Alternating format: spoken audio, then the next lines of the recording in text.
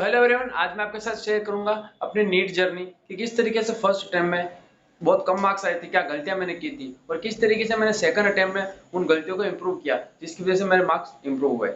तो आप कॉपी और पेन लेके बैठ जाइए, क्योंकि मैं इसमें कोई कथा की तरह नहीं सुनाऊंगा कि मैंने ये किया ये किया ये किया, क्योंकि वो आपके कुछ काम का नहीं है। जो आपके काम का है वो ये है कि क्या मैंने किया ऐसा जिसके कारण मेरे मार्क्स बढ़े और फर्स्ट अटेम्प्ट में से क्या गलतियां की थी जिसके कारण मेरे मार्क्स काफी कम आ पाए। सबसे पहले बात करते हैं फिजिक्स की, जो कि ज्यादातर स्टूडेंट्स को प्रॉब्लम करती है नीट में। तो फिजिक्स में क्या क्या प्रॉब्लम्स आती है सबसे पहले वो देखते हैं। सबसे पहले जो प्रॉब्लम आती है वो आती है कंसेप्ट ही नहीं बन रहा है, फर्स्ट थिंग। फिर कंसेप्ट बन जा रहा है तो उसकी क्वेश्चंस नहीं लग रहे, सेकंड थिंग। थर्ड थिंग, फॉर्मूले ही भूल जा रहे हैं। बहुत बार ऐसा हो रहा है कि हम कंसेप्ट पता है कि ऐसा ऐसा होता है, लेकिन जो मेन फॉर्मूला है हम वो भूल जा रहे हैं। बहुत सारे क्वेश्चंस आ रहे हैं जो सीधा फॉर्मूला बेस्ड है, हमें सिर्फ वैल्यू पुट करके कैलकुलेशन करनी है, लेकिन हम फॉर्मूला ही भूल जा रहे हैं। फोर्थ थिंग, फॉर्मूला भी पता है, कंसेप्ट भी पता है, लेकिन कैलकुलेशन मिस्टेक्स हो जा रही है। तो इन चारों प्रॉब्लम्स को हम वन बाय वन डील करते हैं। सबसे पहली प्रॉब्लम जो हमारी है, कंसेप्ट नहीं बन रहा है। तो देखिए, कंसेप्ट एक बार में नहीं बनेगा। हाँ, हो सकता है एक बार में बन जाए तो वो अच्छी बात है, लेकिन अगर एक बार में नहीं बन रहा है तो कोई घबराने की बात नहीं है। ज्यादातर के साथ ये प्रॉब्लम होती है कि एक बार में कंसेप्ट नहीं बनता है। तो इसका सोल्यूशन क्या है, सोल्यूशन सुन लीजिए। सबसे पहले आपको ट्राई करना है कि टीचर्स के जो नोट्स बनाए, जो टीचर ने समझाया, वहां पे आपको जो डाउट आ रहा है वो नहीं, वहीं पे क्लियर कर लो। अगर डाउट क्लियर नहीं हो पा रहा है तो जब टीचर क्लास लीव करके जा रहे हैं तो उनके साथ साथ जाइए, बाहर जाइए, और अगले टीचर जब आते हैं तो 5-10 मिनट का नॉर्मली ब्रेक मिलता ही है ज्यादातर जगह पे। तो आप वहीं पे उनको पूछ लीजिए कि सर यह कंसेप्ट मुझे समझ में नहीं आया, या आप मुझे फिर से समझा दीजिए।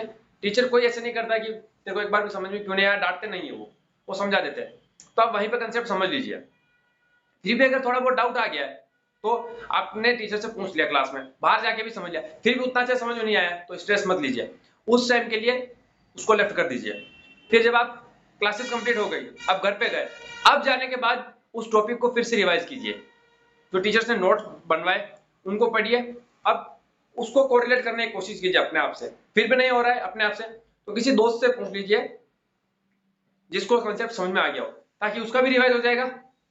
आज ही पढ़ाया, उसको भी ज्यादा टाइम नहीं हुआ तो वो भी आपको समझा पाएगा। और जब दोस्त समझाता है ना तो ज्यादा अच्छे से समझ में आ जाता है। फिर भी नहीं बन रहा है, चलिए फिर भी अब इतनी प्रॉब्लम आ गई कि अब भी नहीं बन रहा है, तो भी इसका सोल्यूशन है। अब आप आ जाइए क्वेश्चंस पर। हाँ, कंसेप्ट नहीं बनाए फिर भी क्वेश्चंस पे आ जाइए।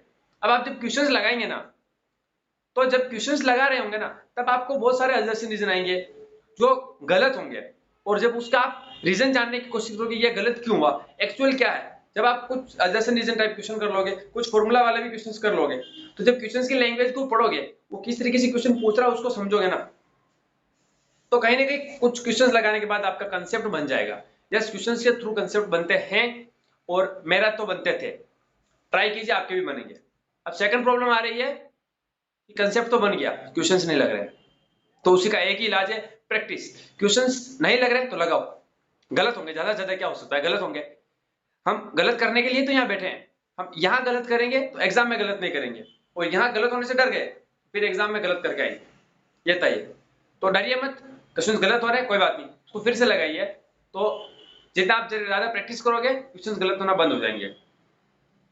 थर्ड जो प्रॉब्लम आ रही है वो आ रही है फॉर्मूलाज की। फॉर्मूलाज भूल जा रहे हैं। तो इस देखिए, इसका बहुत अच्छा सॉल्यूशन बताता हूँ। एक पेपर लीजिए ऐसे, उसमें आप जो क्वेश्चंस लगा रहे हैं नॉर्मली जो मतलब टीचर्स ने बताए, उन फॉर्मूलाज को, कंडीशंस को, सिर्फ फॉर्मूला फॉर्मूला को वहां लिख लीजिए, और स्पेशल कंडीशंस, स्पेशल केसेस को लिख लीजिए। फिर आप पीवाईक्यूज लगा रहे हैं, उसके अंदर कुछ ऐसे केसेस आ रहे हैं जो फ्रीक्वेंटली यूज हो रहे हैं, ऐसे रिजल्ट्स आ रहे हैं जो फ्रीक्वेंटली यूज हो रहे हैं, तो उनको भी आप लिख लीजिए वहां पे। फिर आप कोई बुक लगा रहे हैं, जैसे कि मान लें अपने मॉड्यूल लगा रहे हैं या एररलेस फिजिक्स लगा रहे हैं, तो उसके अंदर भी कुछ स्पेशल केस मिलेंगे, उनको भी उस पेज में लिख लेना है। मतलब सारे स्पेशल केसेस, सारे इंपॉर्टेंट फॉर्मूलाज वगैरह उस पेज में आपको लिख लेने हैं, और उस पेज को बीच बीच में देखते रहना है। अब देखना कैसे, जो आपने मॉड्यूल या पीवाईक्यू लगाया उसमें जो सही हो गए उनको ठीक है, जो गलत हो रहे हैं या एक बार में आपसे नहीं बने, जो एक बार में आपको प्रॉब्लम किया, आप उनको मार्क कर लीजिए कि ये क्वेश्चन मुझे प्रॉब्लम कर रहा है या ये क्वेश्चन मेरा गलत हो गया। फिर अगली बार जब आप कुछ दिनों बाद, मान लीजिए 7 दिन बाद, 10 दिन बाद या 15 दिन बाद, उस चैप्टर के जो गलत हुए उन क्वेश्चंस को लगाइए, सिर्फ उनको लगाइए। अगर वो आपसे बन रहे हैं तो मोस्ट प्रोबेबली जो पहली बार में बन गए थे वो भी बन जाएंगे। हाँ, ये सुनने में थोड़ा अजीब लग सकता है कि यार ये तो थ्योरेटिकल बात हो गई, लेकिन मेरे साथ भी हुआ था, हमारे भी टीचर ने बोला था, और मैंने इस चीज को एक्सपीरियंस भी किया है जब मैंने सेकंड बार चीजों को लगाया था। और जो क्वेश्चन आपको फर्स्ट टाइम में भी लग गया, अटेम्प्ट हो गया, लेकिन आपको लगा कि यार क्वेश्चन अच्छा है, दो तीन चीजें, दो तीन कंसेप्ट को हमें रिलेट करना पड़ा और हो सकता है अगली बार मेरे से ना लगे, तो उसको भी आप मार्क कर लीजिए कि अगली बार भी इसको लगाना है। आप सिर्फ उनको लगाओगे ना तो आपके पीवाईक्यूज आप मतलब सिर्फ उनको लगा लिया तो एक्चुअली आपने पीवाईक्यूज 2 बार लगा लिए।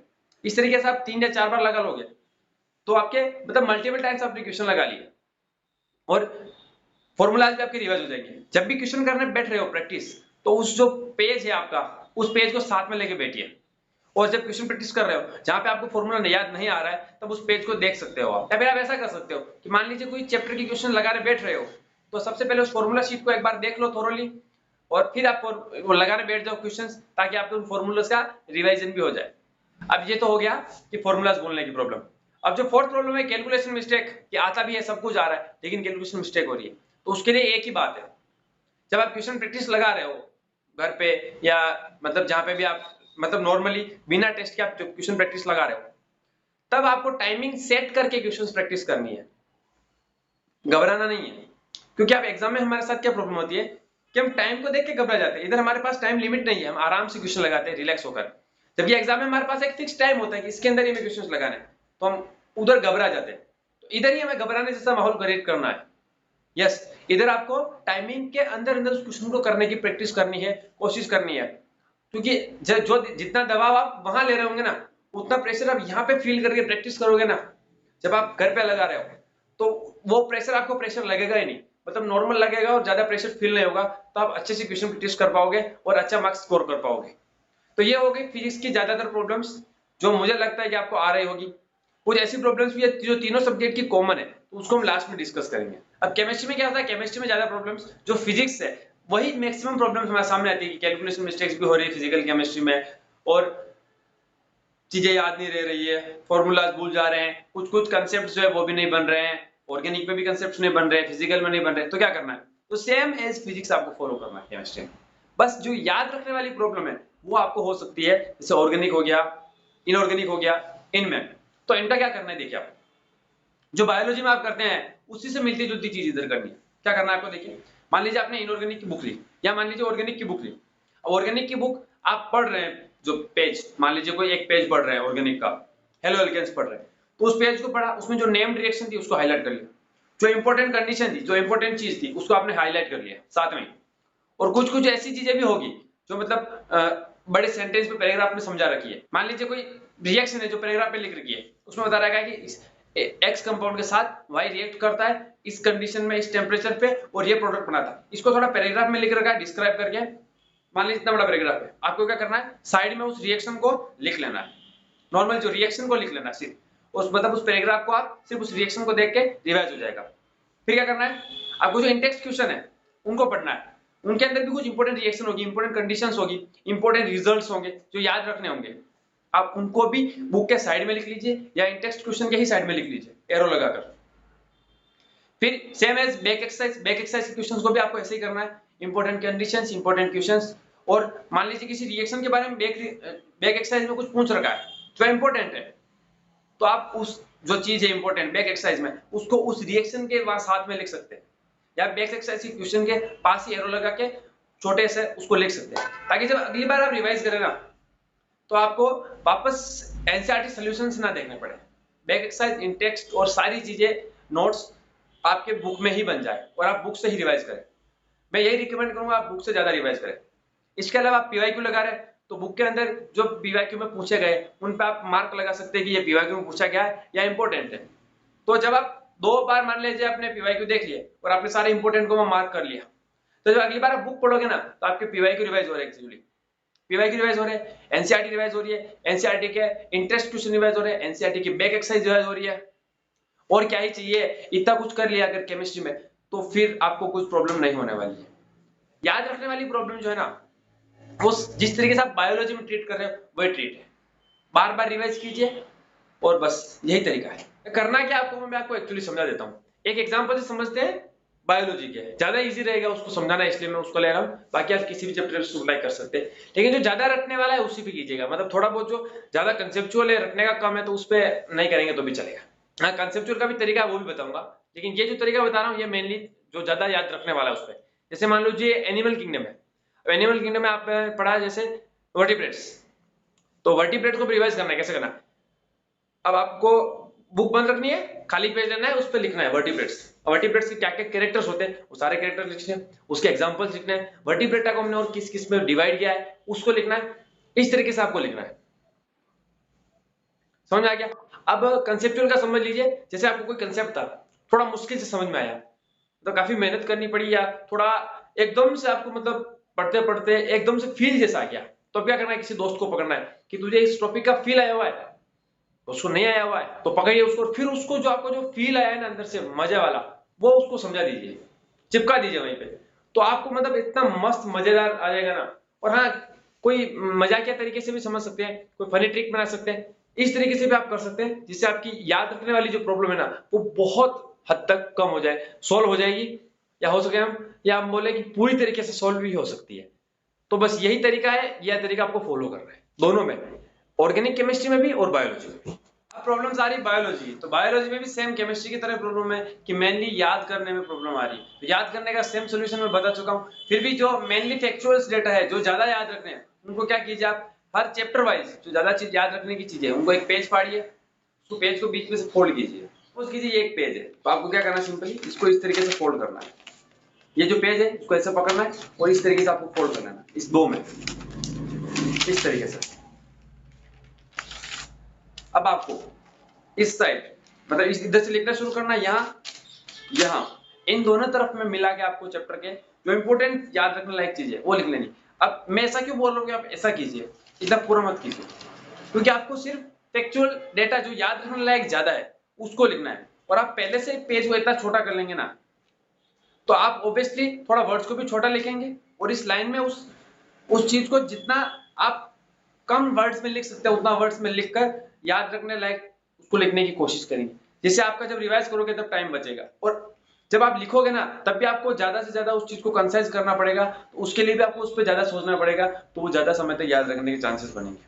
ठीक है, तो ये था मेनली आपको केमिस्ट्री की तरह इसमें भी याद करते रहना है कि हाँ इस चैप्टर में मैंने क्या क्या पढ़ा था, उन पॉइंट्स को वापस नोट डाउन करना है, और फिर बुक से मैच करना है कि क्या पॉइंट मैं भूल गया था जो मैंने नोट डाउन नहीं किया था लेकिन इंपॉर्टेंट है, उसको आप फिर से रिवाइज कर लेना है। भर भर के क्वेश्चंस लगाने तीनों सब्जेक्ट में, ये तीनों सब्जेक्ट के लिए आपको भर भर के क्वेश्चंस लगाने पड़ेंगे, बहुत सारे क्वेश्चंस लगाने पड़ेंगे, बार बार मिस्टेक्स होगी, बार बार उनको सुधारना पड़ेगा, और जो क्वेश्चंस फर्स्ट टाइम में नहीं लग रहे हैं, ज्यादा प्रॉब्लम कर रहे हैं, जो टॉपिक ज्यादा डिफिकल्ट लग रहा है, उनको एक साइड में आप लिख सकते हैं। कुछ कुछ टॉपिक ऐसे भी होते हैं जो एंड मोमेंट पे फिर से रिवाइज करने होते हैं, भले ही कितना भी पढ़ रखा हो उन टॉपिक्स को, कितनी भी अच्छी कमांड हो, उन टॉपिक्स को आप साइड में लिखते जाइए, हर व्यक्ति के लिए वो टॉपिक्स अलग होते हैं। फिजिक्स की फॉर्मूला शीट्स को आपको एंड मोमेंट पर जो एंडिंग में आप रिवाइज करेंगे तब आपको बहुत काम आएगी, तब आपको ध्यान रखना है उसका, और तब जब आप रिवाइज करेंगे ना जो एंडिंग में आप फॉर्मूला शीट्स, वो आपको नीट में बहुत हेल्प करेगी, कंफ्यूजन से हमेशा बचाएगी। अब जो सबसे बड़ी प्रॉब्लम जो हर स्टूडेंट फेस करता है, वो फेस करता है टेस्ट में मार्क्स नहीं आ रहा है, टेस्ट में मार्क्स कितनी भी कोशिश करो नहीं बढ़ रहे हैं। सच बताऊं, मेरे भी नहीं बढ़े थे, हाँ मेरे भी टेस्ट में बहुत कम मार्क्स आ रहे थे, आई वॉज फुल्ली डिमोटिवेटेड, मतलब बहुत बुरा लग रहा था। मेरा एवरेज था 570 580 समथिंग, जो पूरे साल का शायद 570 रहा होगा, 570 या 568 के समथिंग। अब मेरा भी एवरेज काफी कम था, मैं खुद दुखी हो जाता था कि मेरे कम मार्क्स आए, हालांकि 580 उतने भी कम नहीं होते हैं, फिर भी बहुत से टेस्ट में 400 के आसपास पहुंच जा रहे थे मार्क्स, मतलब 500 से भी कम, 480 470 पे भी गए थे, जो कि नीट के एग्जाम से 1.5 महीना पहले या 2 महीना, 1.5 2 महीना पहले की कंडीशन थी। तो टेस्ट में मार्क्स कम आ जाते हैं। एक बात बताता हूँ कि जो चीजें आपको याद दिमाग में रखनी है, फर्स्ट थिंग, आपको टेस्ट के मार्क्स के बेसिस पर कॉलेज नहीं मिलेगा, और टेस्ट आपका फाइनल एनालिसिस नहीं है। जो टेस्ट में आप कर रहे हैं उससे आपको सीखना है क्या गलती आप कर रहे हैं। मैं जानता हूँ डिमोटिवेशन आता है, बुरा लगता है, मुझे भी लगता था, रोने जैसी हालत हो जाती थी, और आपकी भी होती होगी, लेकिन तब आपको बस एक ही कोशिश करनी है कि अगले टेस्ट में अच्छा करेंगे। जब आपका अगला टेस्ट अच्छा चला जाता है ना, तो पिछले टेस्ट का जो गम होता है वो थोड़ा कम हो जाता है। और जिसके दोस्त के थोड़े अच्छे आए इस टेस्ट में, उसके पास बैठिए, एक टेस्ट की नोटबुक बनाइए, टेस्ट एनालिसिस, एंडिंग में मैंने भी बनाई थी और काफी हेल्प की थी। जो क्वेश्चन गलत हो रहे हैं, जो टॉपिक, आप उनको वहां लिखिए कि मेरे ये इस टॉपिक से क्वेश्चन गलत हुआ, इस कारण क्वेश्चन गलत हुआ, मैंने ये मिस्टेक की, और सिली मिस्टेक्स को भी अवॉइड करने का यही है कि आप वहां लिखिए कि मेरी ये मिस्टेक हुई थी। पेपर के जो क्वेश्चन गलत हुआ उस समय मेरी ये अप्रोच थी जो कि गलत थी। आप जब बार बार लिखेंगे ना तो 10-12 टेस्ट आप देंगे, आपको टेस्ट ज्यादा ज्यादा देने हैं। तो जब आप 5-7 टेस्ट दे देंगे उसके बाद आपको एक चीज रियलाइज होगी कि आप कुछ कॉमन मिस्टेक्स को बार बार रिपीट कर रहे हैं। फिर आपको उन पे काम करना है, दोस्त के साथ डिस्कस कीजिए जिसकी वो मिस्टेक्स नहीं हो रही है कि वो क्या अप्रोच करता है, या टीचर के साथ डिस्कस कीजिए कि सर या मैम मेरी ये प्रॉब्लम्स मेरे साथ हो रही है, मैं इन मिस्टेक्स को, इन गलतियों को बार बार रिपीट कर रहा हूँ और इनको अवॉइड करने का, इनमें इंप्रूवमेंट करने का क्या तरीका है। तो वो आपको सही से बता पाएंगे, क्योंकि आप गलती नहीं बता पाओगे तो वो आपको सही से गाइड कर पाएंगे कि आप ये अप्रोच लगाइए जिससे आपकी ये जो गलतियां है वो नहीं होगी। बस और तो कुछ नहीं, बस एक ही बात ध्यान रखना कि टेस्ट के मार्क्स के बेसिस पर आपको कॉलेज नहीं मिलेगा। मेरा खुद का एवरेज काफी कम था, 575 570 के लगभग ही था, 568 5 मतलब लास्ट टाइम जब मैंने देखा था तो मेरा एवरेज 567 था। फिर भी एंडिंग में 657 मार्क्स आए, जो कि उससे काफी ज्यादा है। गलतियां फाइनल में भी होती है, काफी सारी होती है, ये गलती होना नॉर्मल चीज है, जायज है। क्योंकि जहां आप सोचिए 20 लाख से ज्यादा स्टूडेंट्स पेपर दे रहे हैं और 2 ही स्टूडेंट 720 ले आए, जबकि मतलब कम से कम 1000 बच्चों को 720 का पेपर आता था, लेकिन वो नहीं ला पाए। क्योंकि गलतियां सबकी होती है, मेरी भी हुई थी, लेकिन अब वो रोना नहीं रोना है। अब ये सोचना है कि हम इम्प्रूव कैसे कर सकते हैं। हाँ मैं मानता हूँ ये बोलना थोड़ा मतलब आसान लगता है कि उस चीज के बारे में मत सोचो, लेकिन ख्याल आ ही जाते हैं। पर आपको यही करना है, अच्छे दोस्त बनाने हैं, जब गलती हो रही तो उनके साथ बैठिए, डिस्कस कीजिए और फिर से अपने आप को मतलब टारगेट में लगा लीजिए कि अगले टेस्ट में मैं ज्यादा अच्छे लेके आऊंगा। और वो थोड़ा थोड़ा उस जोश के साथ करेंगे ना तो कहीं ना कहीं ये जो दुख है वो घंटा 2 घंटे रहेगा, या हो सकता है आधा घंटा रहे, उसके बाद नहीं रहेगा। और एक सबसे अच्छी बात मैं आपको बोलूंगा कि आपको पता चलेगा आपके टेस्ट के मार्क्स, तो रिजल्ट देखने मत जाओ। मतलब क्या रिजल्ट शो होता है ना, रिजल्ट लगता है कि इसकी ये रैंक है, हाईएस्ट स्कोरर इतना है, वहां देखने मत जाओ तो ज्यादा अच्छा रहेगा। क्योंकि आपको अपना स्कोर इंप्रूव करने पर ध्यान देना है। मेरे साथ होता था, मैं बहुत दुखी हो जाता था, लेकिन जब एंडिंग में ऐसा हुआ था कि मतलब थोड़े बैच बैच वगैरह सेपरेट हो गए थे, तो मैं जहाँ रिजल्ट लगता था वहां से थोड़ा दूर था, तो मैं अपना रिजल्ट बार बार देख नहीं पाता था। तो बार बार मैं अपना रिजल्ट नहीं देख पाता था हर टेस्ट का, कुछ ही टेस्ट का देख पाता था जिसमें मुझे लगता था कि अच्छा है, मैं नॉर्मली उनके देखने जाता था। बाकी हर टेस्ट के मार्क्स में देख मतलब देखने नहीं जाता था कि कितने दिए हैं। कुछ कुछ में क्या है, कभी मिस्टेक्स भी हो जाती है, कंप्यूटर एरर्स भी हो जाती है, तो मार्क्स गलत भी चढ़ जाते हैं, कभी बढ़ के भी चढ़ जाते हैं 10 नंबर, कभी 10 नंबर घट के भी चढ़ जाते हैं। जब बढ़ते हैं तो हमें लगता है हो सकता है मैंने गलत काउंट किया हो, और हम वापस ध्यान नहीं देते उतना।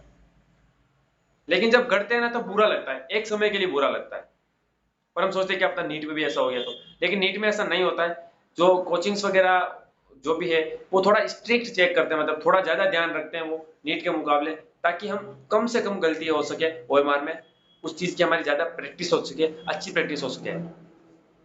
बाकी आप बस डिमोटिवेट मत होना, तुम कर सकते हो। Thank you.